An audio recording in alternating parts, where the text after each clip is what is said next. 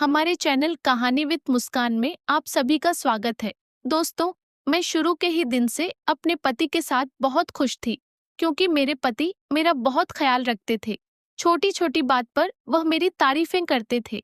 ये सब खासियत तो उनमें थी ही कि वह मेरा बहुत ख्याल रखते थे, मुझसे बहुत प्यार भी करते थे, लेकिन उनमें दो खराबी भी थी। वह बार बार बहुत बुरी तरीके से मुझसे बात करते थे और खुद को बिल्कुल भी साफ सुथरा नहीं रखते थे। उनका बात करने का अंदाज मुझे बहुत बुरा लगता था। वह ऊंट पटांग सी बातें करते थे। यह चीज मेरे लिए बहुत बुरी थी। मैं अपने खानदान की अकेली लड़की थी जिसने एमए तक की पढ़ाई की थी, वरना हमारे खानदान में लड़की को 5वीं क्लास के बाद परमिशन नहीं देते थे। लेकिन मेरे माँ बाप ने मुझे एमए तक की पढ़ाई कराई। इस वजह से मैं चाहती थी कि मेरी जिससे भी शादी हो पढ़ा लिखा हो, लेकिन बदकिस्मती से मेरी शादी एक अनपढ़ से हुई थी। मेरा पति अनपढ़ तो था, लेकिन उसके बावजूद भी वह बहुत धनवान था।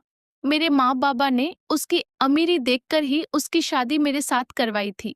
मेरे मुंह से कोई बात निकलने की देर होती थी और वह झट से पूरी कर देता था। मेरा ससुराल काफी बड़ा था, लेकिन मेरे पति ने मेरे आराम के लिए गांव में एक अलग ही बहुत बड़ा घर लिया हुआ था, जहां पर सिर्फ मैं और मेरे पति रहते थे। घर का सारा काम मैं खुद ही करती थी, लेकिन अब मैं कभी कभार थक जाती और बहुत शिकायत भी करती। मैं कहती थी कि इतने बड़े घर का काम मुझसे अकेले नहीं होता, आप कोई नौकर रख लिया करें जिससे मेरे भी काम में थोड़ी मदद हो जाया करेगी। लेकिन वह हमेशा यही कहते थे कि कोई जरूरत नहीं है, मैं नहीं चाहता कि तुम किसी और से मिलो, मैं चाहता हूँ कि तुम बस मुझ तक ही रहो। इसी वजह से मैं तुम्हें अपने घर वालों से भी नहीं मिलवाता। मुझे यह बातें बहुत अजीब लगती थीं और कभी कभी मैं उन फालतू की बातों से बहुत ज्यादा परेशान हो जाती थी। लेकिन मैं जानती थी कि प्यार करने का भी एक अंदाज होता है। मेरा पति सिर्फ अपने आप को ही मेरे पास रखना चाहता था, लेकिन मुझे अपने पति से उतनी ज्यादा मोहब्बत नहीं थी। वजह उनका बात करने का अंदाज और उनका गंदा रहना था, वरना वह तो बहुत अच्छे थे।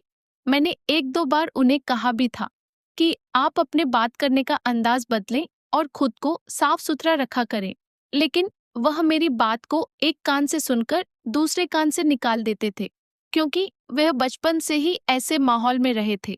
यहाँ पर खुद पर ध्यान देने के बजाय पैसे कमाने पर ध्यान दिया जाता था।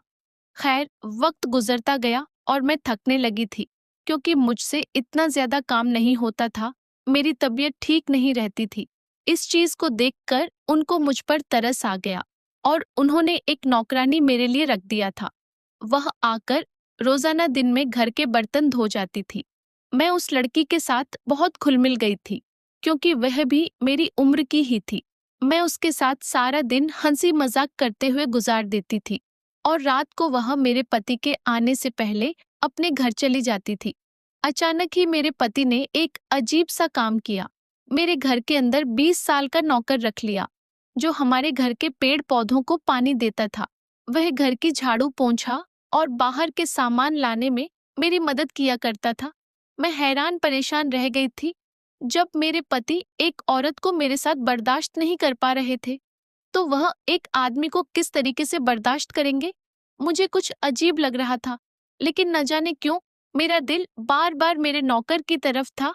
और क्यों न होता, वह था ही इतना स्मार्ट और हैंडसम कि कोई भी उसे पसंद कर ले। इससे पहले मेरे पति ने कभी कोई नौकर हमारे घर पर नहीं रखा था। सारे घर के काम में खुद ही करती थी। बस एक नौकरानी आती थी जो रोजाना बर्तन धोकर चली जाती।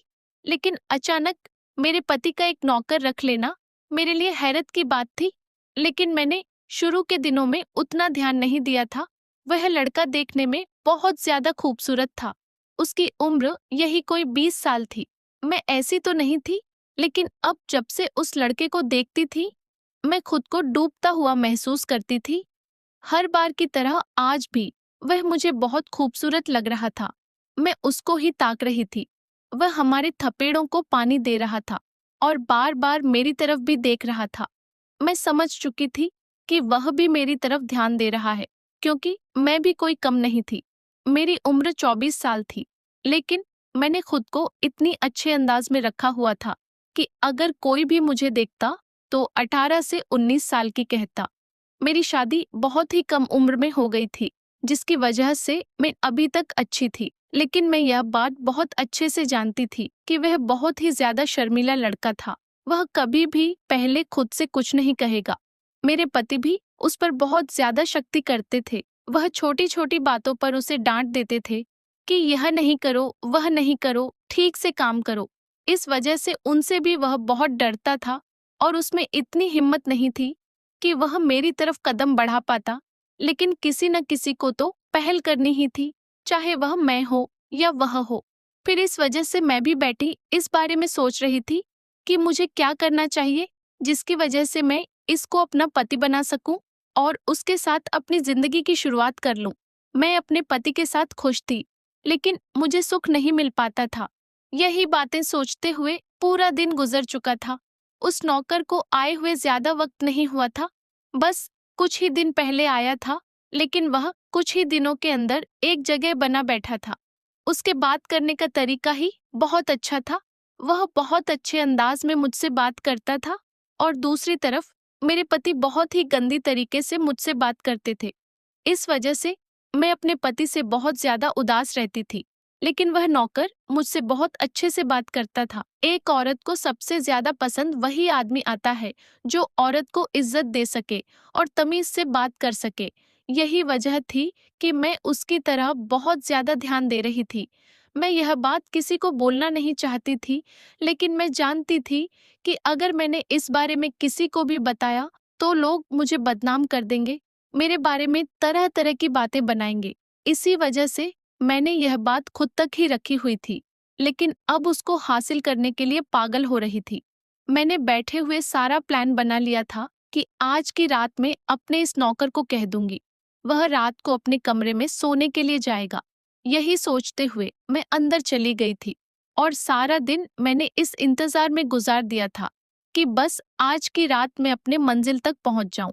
वैसे भी मेरे पति किसी काम के सिलसिले से बाहर जा रहे थे।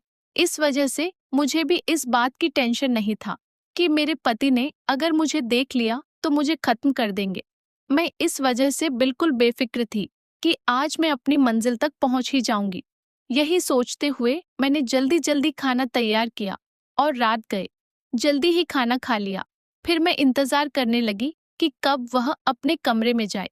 जैसे ही मुझे अंदाजा हो गया कि वह अपने कमरे में जा चुका है और अब रास्ता बिल्कुल खाली है, तो मैं अपने कमरे से निकलकर धीरे धीरे कदम उठाती हुई जाने लगी। मेरा एक एक कदम भारी हो रहा था। मुझे थोड़ा डर भी लग रहा था, लेकिन मेरी मंजिल मुझे बढ़ावा दे रही थी, जो मुझे कदम पीछे लेने के लिए बिल्कुल भी इजाजत नहीं दे रही थी। मैं उसके कमरे के दरवाजे पर पहुंच चुकी थी। मैंने दरवाजे के लॉक पर हाथ रखा और दरवाजा खोलकर अंदर दाखिल हुई थी।